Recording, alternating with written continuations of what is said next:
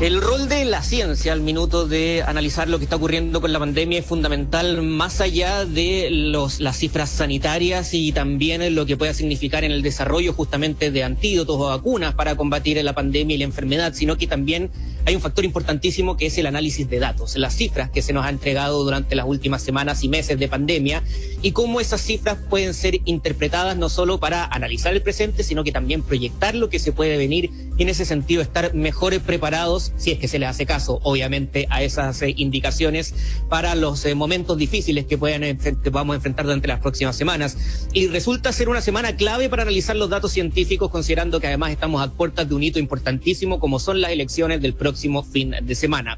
Para conversar justamente sobre datos, sobre ciencia y sobre pandemia, estamos en contacto con Tomás Pérez Acle, biólogo computacional de la Fundación Ciencia y Vida, es además profesor del Centro Interdisciplinario de Neurociencia de Valparaíso y de la Universidad San Sebastián, además de miembro de la Mesa de Datos del Ministerio de Ciencias. Tomás, ¿cómo estás? Muy buenas tardes. Hola, buenas tardes. Gracias por la invitación al programa. Gracias por tener la oportunidad de conversar contigo. Quería partir haciendo una pregunta muy básica, que es ¿qué es exactamente a lo que se dedica un biólogo computacional y de qué manera esa expertise nos ayuda a entender mejor la pandemia que estamos viviendo? Mira, es una pregunta importante, que bueno que la hace. Lo que nosotros hacemos en nuestro laboratorio es tomar el conocimiento científico que proviene de la biología, de la física, de la matemática, lo que nosotros hoy día definimos como un conocimiento transdisciplinario que viene de varias disciplinas. Y con este conocimiento nosotros producimos modelos computacionales, simulaciones. Uno también podría entenderlos como especies como de videojuegos, de alguna manera, ¿no? Donde tenemos unidades en el computador que ejercen ciertas funciones y que nos permiten estas simulaciones poder entender de alguna manera los fenómenos biológicos. Y estos son muy diversos, cosas que ocurren dentro de la célula. Una de las herramientas que nosotros usamos se utiliza mucho hoy en día para hacer diseño de drogas asistido por computadores. Según el línea de investigación del laboratorio, hacemos mucha ingeniería de proteínas, modificamos proteínas, por ejemplo, para hacer más eficientes los procesos de lavado en detergentes industriales o lubricantes. Y también estudiamos cosas más sofisticadas que tienen que ver del ámbito social, que tienen que ver con dispersión de enfermedades infecciosas, movimiento de información en sociedades. Tratamos de alguna manera de darle una mirada a la vida, pero desde la simulación, desde cómo las herramientas computacionales nos permiten estudiar la vida en distintas escalas. Perfecto. Tomás, yo había leído algunas entrevistas tuyas de hace algunas semanas incluso, y habías proyectado bastante bien lo que íbamos a vivir el mes de abril, al igual que otros expertos y también el mismo Ministerio de Salud, uno de los meses que terminó siendo dentro de los más difíciles de la pandemia. Con los datos que se tenía para mediados de marzo y cómo se terminó desarrollando el mes de abril, sumando variantes como por ejemplo la probable circulación de nuevas variantes del coronavirus, ¿se desarrolló el mes de la forma en que era más o menos esperada, entendiendo además que esa forma era bastante grave? Sí, mira, bueno, lo que tú dices en tu última frase es muy importante. Fue muy grave lo que nos pasó. Lo que nos sigue pasando sigue siendo muy grave. Nosotros a principios de año, como venimos monitoreando la pandemia desde su inicio, a principios de año nos preocupamos y levantamos alertas a través de distintos medios porque empezamos a ver que la única forma de poder dar cuenta de los números que estábamos viendo en el día a día de la pandemia era asumiendo de que había circulación comunitaria de las nuevas variantes. De hecho, es más, puedes encontrar por ahí algunos comentarios nuestros en redes sociales o en la prensa. Incluso el año pasado ya estábamos preocupados de esto, ¿no? Entonces, cuando levantamos esta alerta dijimos que efectivamente esto es cierto. Entonces, se nos viene un mes complicado, se nos viene abril muy complicado. Nosotros proyectamos el pic de nuevos infectados diarios de entre 10.000 a 12.000 nuevos infectados entre la segunda a cuarta semana de abril. Hay que entender que estos modelos computacionales, por muy sofisticados que sean, tienen cierto margen de error. Y por lo tanto, cuando decimos entre la segunda y la cuarta semana, asumimos que puede haber un error desde el punto de vista de la predicción.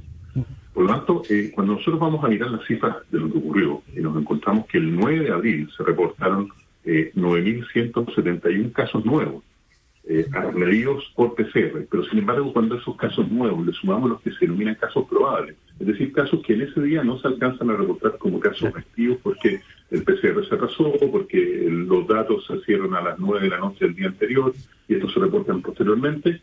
Si sumamos todos estos elementos, llegamos a 11.599 casos probables. Wow. Entonces, efectivamente, calza muy bien, lamentablemente, dentro de la proyección que nosotros estamos haciendo, lo que nos lleva a concluir que la aproximación que nosotros decimos, aquí tienen que estar circulando de manera importante las variantes, particularmente la variante brasilera y la variante inglesa, se da como probablemente cierto, porque efectivamente si nosotros tomamos este ingrediente, lo metemos en nuestro modelo, este es el número que se da y este es el número que finalmente alcanzamos. Estamos conversando con Tomás Pérez Acle, biólogo computacional, Fundación Ciencia y Vida, profesor de la CINVE y la Universidad Santo Tomás. Me gustaría preguntarte, Tomás, algo...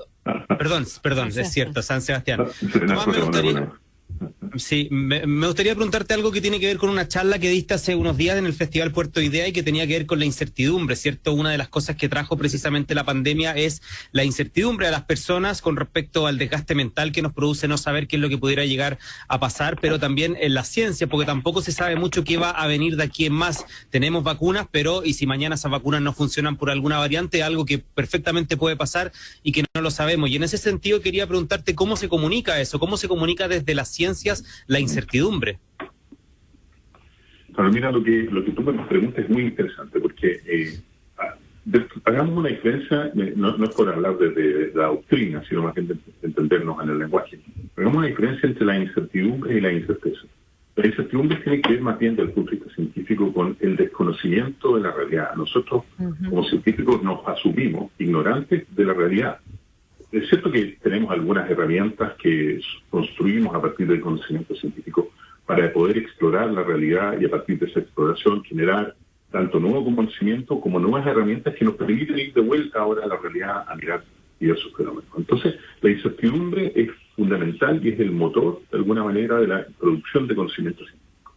Ahora, ese conocimiento científico, ya sea modelos como el que nos permiten a nosotros proyectar la situación pandémica o el que lleva, por ejemplo, la producción de las vacunas nuevas como Pfizer, BioNTech, AstraZeneca, tiene siempre una incerteza. Y la incerteza tiene que ver con que no somos capaces desde el punto de vista estadístico de dar respuestas absolutamente ciertas. El ejemplo que yo te daba es justamente referenciado a esto. Nosotros proyectamos el pic entre 10.000 y 12.000 nuevos infectados diarios entre la segunda y la cuarta semana de abril. Por lo tanto, ahí yo asumo que por muy matemáticos, sofisticados que sean nuestros modelos computacionales, siempre tienen una incerteza desde el punto de vista estadístico. No puedo dar con la respuesta exacta, por lo tanto te doy un margen entre 10.000 y 12.000 y entre la segunda y la cuarta semana de abril. Esto no significa que nuestro modelo esté errado, significa que nosotros nos asumimos ignorantes de la realidad y las herramientas matemáticas o científicas que nosotros usamos nos dan una manera de aproximarnos a la realidad, pero que inevitablemente no podemos hacernos de estas incertezas estadísticas y tenemos que asumirlas como tal, ¿no?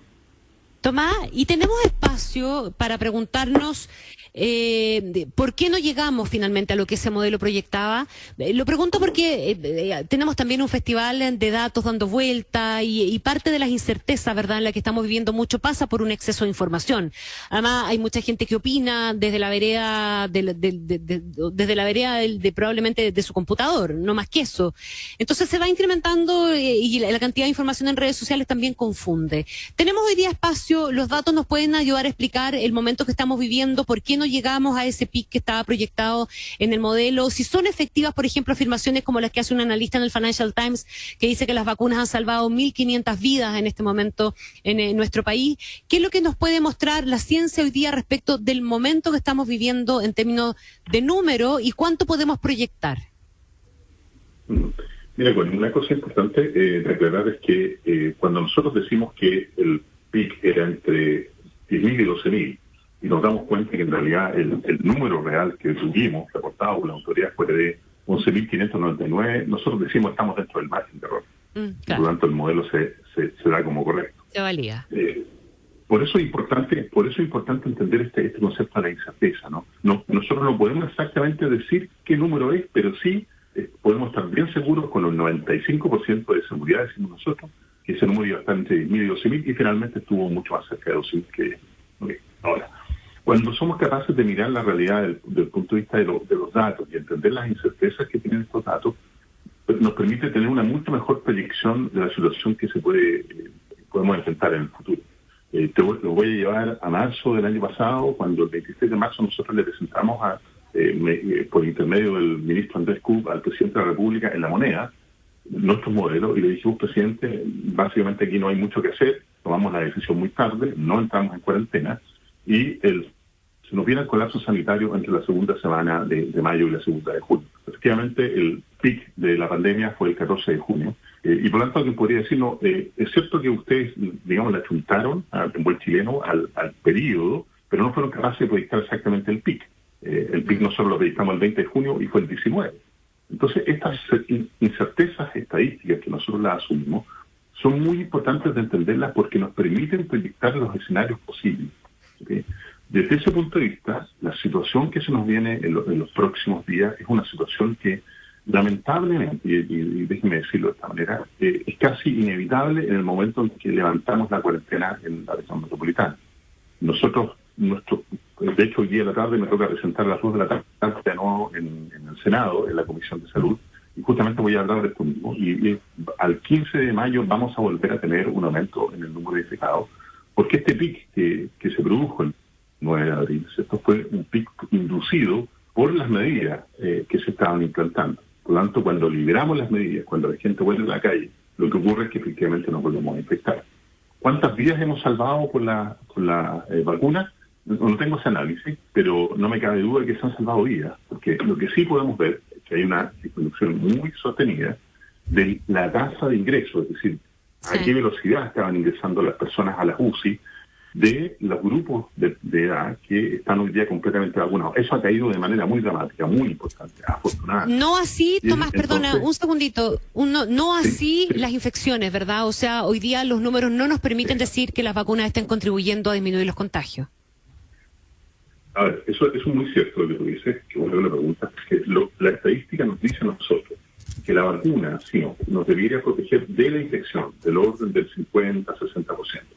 Por lo tanto, si yo me vacuno, que es el caso mío, porque yo fui parte del estudio clínico en Chile, yo ya tengo mi dosis puesta, entonces todavía tengo hasta un 40% de probabilidades de infectarme por el virus. Por eso decimos, aunque estemos vacunados, podemos infectarnos. Pero estando vacunados con las 2 dosis, la probabilidad de que yo haga una enfermedad grave habiéndome infectado se reduce muy importantemente, se reduce solo entre el 30 y el 40% dependiendo de la variante de la cual estamos indicando, ¿no? La variante brasilera es más o menos en ese margen. Si nosotros miramos los datos que fueron publicados en Brasil, si nosotros suponemos que los datos que se publicaron hace poco por el doctor Rafael Arao del Ministerio de Salud son correctos e incluyen la variante brasilera, porque efectivamente es así, entonces la protección es aún mayor y del orden del 25% de probabilidades todavía de desarrollar la enfermedad grave. ¿Okay? Por lo tanto, sí me puedo infectar, pero es menos probable que infectándome desarrolle la enfermedad grave. Estamos conversando con Tomás Pérez Acle, biólogo computacional de la Fundación Ciencia y Vida. Tomás mencionaba recién el 15 de mayo y eso obviamente nos lleva al gran tema, quizás del presente que estamos viviendo en materia sanitaria, las elecciones de la próxima semana, 15 y 16 de mayo. Matemáticamente, el escenario que estamos enfrentando con los datos que tenemos hoy en día, ¿es mejor al que hubiéramos enfrentado, por ejemplo, el fin de semana del 10 y el 11 de abril?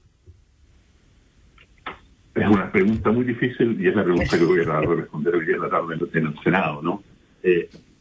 Hay que considerar dos elementos claves. Primero, el número de infectados. El número de infectados que estamos teniendo hoy día es muy parecido, es del orden hablemos de los casos nuevos. ¿Ah? Los casos nuevos son del orden de aquellos que estuvimos en el momento en que se decidió suspender las elecciones.